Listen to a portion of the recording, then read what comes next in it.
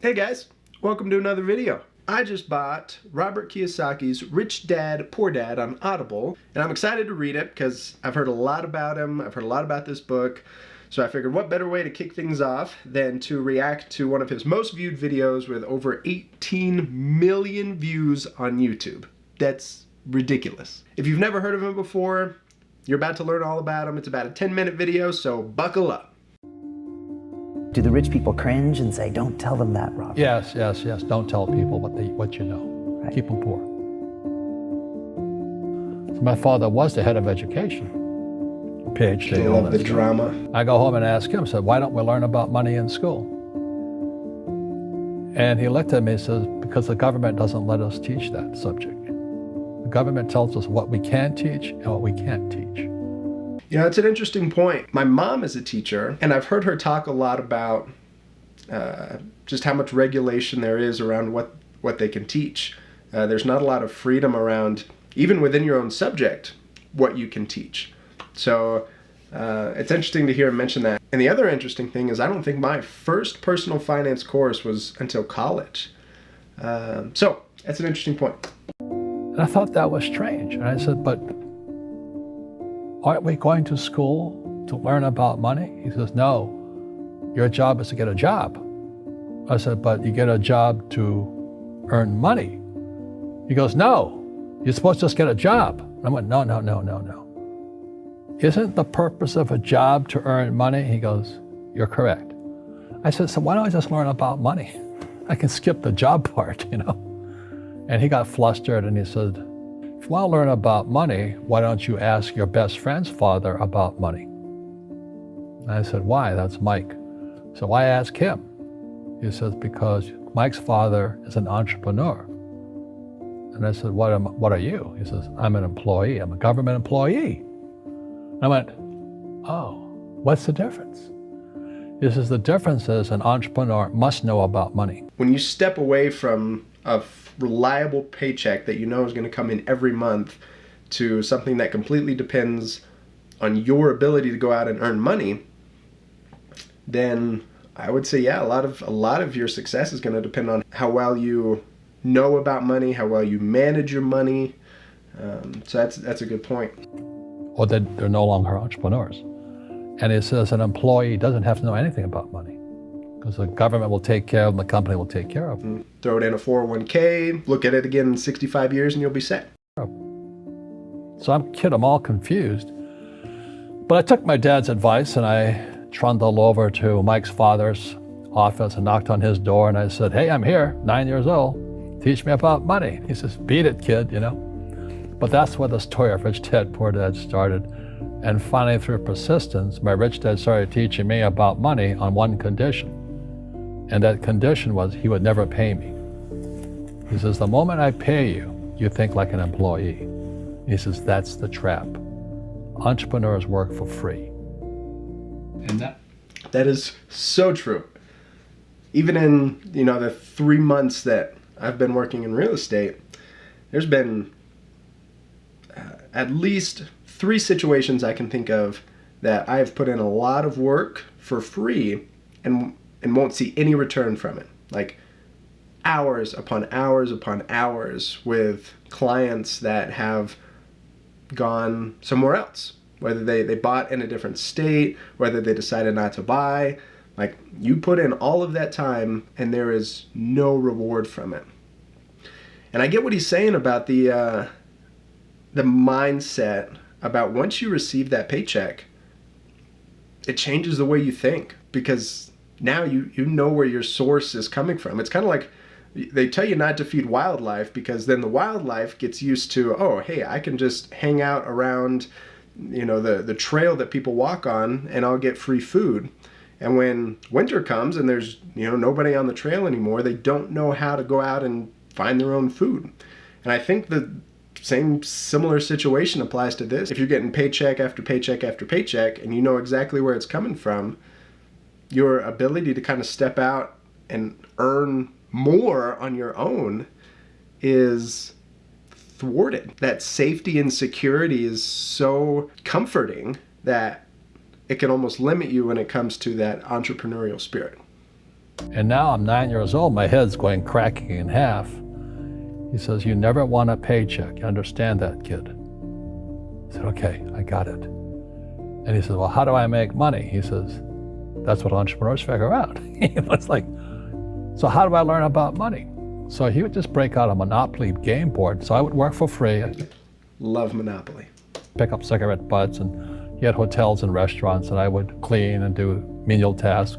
And as I got older, I started getting into office work and marketing and accounting, and I was an apprentice basically, but I always worked for free. And he would teach me about money, but the way he taught me about money was playing Monopoly. And finally one day I got upset. I said, well, when are you going to teach me about money? He says, what do you think we're doing?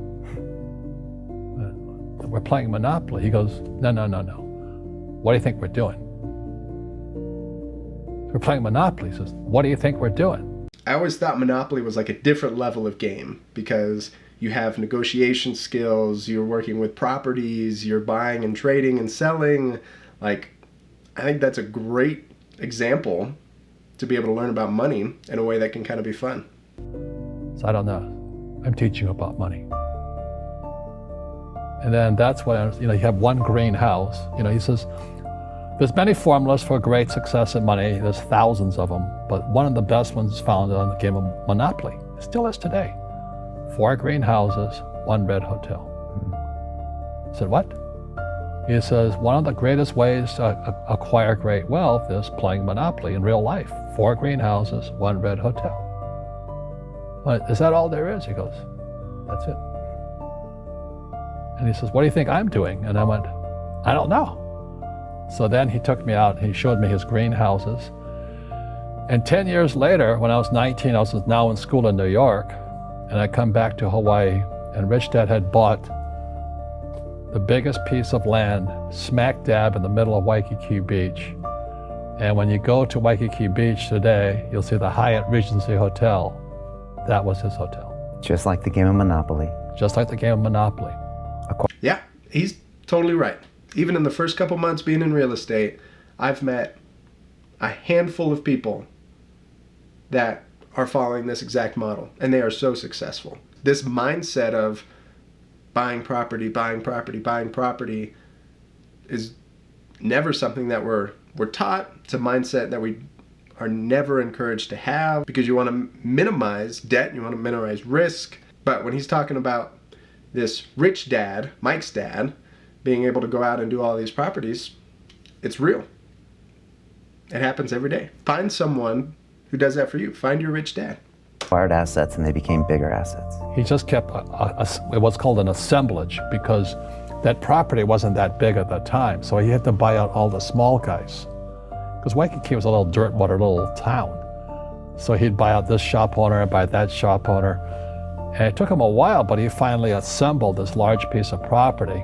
And then he and Hyatt put up this giant hotel.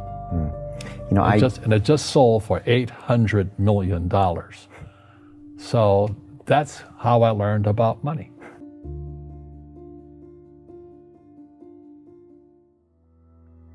I've had financial crashes. I've had people stab me in the back, but they're all good because I grow from it. That's spirituality. Right. People who are afraid of making mistakes, like they teach in school, they don't ever grow. Because spirituality is there's good and there's bad, there's right and there's wrong, there's up and there's down. Most people only want to be right. They only want to be positive. Well, you can't have that. That's not reality. Well, I wasn't poor by most people's standards, but I came from a family with a poor attitude, if you know what I mean. Because rich, poor, middle class, poverty starts with a fundamental attitude. Poverty is passed on. It's taught in your families. It might sound harsh, but I agree with him. We talked earlier about it not being taught in schools, but I don't think that's where the topic of financial management should start. It should start in the family unit. If you come from a family who has always lived paycheck to paycheck, whether you're making, $10,000 a year and below the poverty line, or you're making over $100,000 a year, you can still be living paycheck to paycheck. So if your family mentality is paycheck to paycheck, you are probably going to have that same mentality once you start making your own money. And we'll keep watching, but I think that's what he's talking about with his dad, and not just about saving money, but what you do with that money to invest it so that it turns into more money and more money. Not necessarily out of greed, but as a way to give your family a lifestyle where you're not having to live paycheck to paycheck. And middle class is taught in families. And so the people right now who are sitting at home who are struggling. Wow, look at this. 94% of people believe company culture is important to an financially, or worried about money, or unhappy. They may be making a lot of money, but unhappy with what they're doing. It was probably taught to you. You know, your super ego was taught, get a job, work hard, or you'll never be rich, or the rich are evil, or whatever. The school system will never teach you about money. The school system was designed to teach you to be an employee, which is important, or a doctor or a lawyer, a specialist, but never about money. And what most people lack is real business knowledge, like accounting, like debt, like taxes. You got to know that stuff, but they don't teach it in school to anybody. So, and then when people ask me, how did your rich dad learn this when your poor dad, a PhD, didn't? And the answer is very simply, my rich dad was my best friend's father. His father died when he was 13. So rich dad had this family business at 13 to run. So he had to drop out of school, which was his blessing. There's blessings, and sometimes a blessing doesn't look like a blessing, but it turned out to be a blessing. And then his teachers became his bookkeeper, his accountant, his attorney, his banker, his real estate agents. So he has what I call real teachers, not these fake teachers in school. You see, most teachers in school, they're out of ethics. They teach subjects they themselves don't practice. I asked the teacher, I said, I'm in my third year of calculus now. It was called strength of materials. I said, am I ever going to use this stuff? He goes, no. I said, why do you teach it? He says, because I get paid. So what he's talking about right here was actually a huge turning point for me in my education. I started out as a math major because I like numbers and I liked math. I was good at math. And then in my freshman year, I was in Calc 1 and I was having to find the surface area of a donut. When am I ever going to use that? If I specifically go into such a focused field, maybe within engineering, where I need to find the surface area of an object that has a hole in it, then great.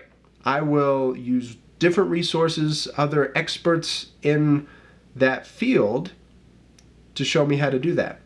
To get a college degree, I don't need to be able to find the surface area of a donut. To be able to go work for a corporation, to get a job, in my first year of college, I don't need to be figuring out the surface area of a donut. So I lost all motivation. I said, if this is what my future is going to look like, man, I don't want to go to college. I don't want to be doing this. So I ended up switching gears a little bit, got into economics, loved that, but it was more applicable to real world. So I get what he's saying here. Did you ever use it? He goes, no. And that's why, you have to, in life, one of the things I suggest to people, you got to find a real teacher versus a fake teacher. And a fake teacher is somebody who doesn't do what they teach. And a real teacher is doing what they teach every day. So Now, I would say what he's talking about is a mentor. There's a difference between a teacher in the classroom and then someone teaching you outside of the classroom. There's no way we can expect full-time teachers to also have full-time jobs where they are also putting into practice what they're teaching. So you have teachers in the classroom that give you a foundational knowledge of the subject, but what he's talking about is finding a mentor who's someone who says, okay, take that foundational knowledge that you've been taught, and now we can multiply that knowledge specifically within the field that you're interested in. So for example, in real estate, I have a mentor, but I had to go through, 5 months of classroom work to be able to get to the point where he can say, okay, now let's take, some of that foundational knowledge that you've got and let's make it better. So that's one clarification that I would make with what he's talking about. Accountants, my attorneys, they're in it every single day. That's how I learn, because every day I'm solving problems in my business. So I have accountants and attorneys and bankers and all these people on speed dial because I'm solving problems with my team. I see you giving this knowledge out, and Yeah. do the rich people cringe and say, "Don't tell them that, Rob"? Yes. Don't tell people what you know. Right. Keep them poor. But unfortunately, the poor, as was in the Bible, I'm not real religious, the poor will always be amongst us because it starts up here. Right. Here's what I would say about that comment. Any rich person that I have talked to has been more than willing to have conversations about how they got to their success. But I think that willingness starts with you. If you're approaching them saying, I want to make more money, I want to be rich, tell me your secrets, then yeah, they're probably going to say no, get lost. But if you have the right heart behind it that says, hey, I acknowledge the success that you've had, I want that for me and my family, not necessarily the big number in the bank account, but the lifestyle that you've been able to achieve by the decisions that you've made, then that completely changes the approach to that conversation. It's no longer about money, but about lifestyle. Right. It's that fear mentality. It's in their words, and the words become flesh. Again, I'm not really religious. I flunked out of Sunday school also. But when they say I can't afford it or I can't do that, they go down. They become what they say. My PhD dad, he says, what do you think I am, made of money? I can't afford that. And my rich dad would say, that's why he's poor. Poor people say, I can't afford it, I can't do that, I don't have time. Because it's an escape. It's an escape. You know what I mean? It's easy to say, I can't afford it. And your rich dad used to say what instead of I can't afford it? How can I afford it? That's it, right there. That's the key to this entire video. That's the difference between somebody who is looking at their future and saying, nope, I will never be able to achieve that, versus the rich dad who says, how can I achieve that? That separates the men from the boys. If you're looking at your life saying, this is the best that I'm going to ever be, 100%, that you're going to stay right there. But if you can look at somebody who you admire and respect and say, how do I achieve the same level of success that they had? That's it. That is the key to all of this. How can I do that? What would it take, or why should I do that? He says that a question opens a mind. That's a good point too. Why are you wanting to achieve that? Because if it's just for money, you're going to fail. That's not a big enough driver. Statement closes the mind. So when you say I can't afford it, your mind shuts down and you become what you say. Rugby is a team sport, but so is soccer. The rules are different. And other people are golfers. They play by themselves. And so everybody's different. So my game financially is business, number one. Second is real estate. So what I say to young people is you find your game. Okay, maybe that's it. Cool. Well, I'm pumped to read this book. I think it's going to be awesome. Maybe I'll do a follow-up after I finish it to kind of share my thoughts on how I liked it. But overall, interesting video. Honestly, I gotta agree with most of it. I think he's spot on a lot of the things he talked about. It'll be interesting to see what other topics come up in the book. But yeah, I think he's onto something. Cool. Well, thank you all for watching. Make sure to like and subscribe, and I'll see you next time.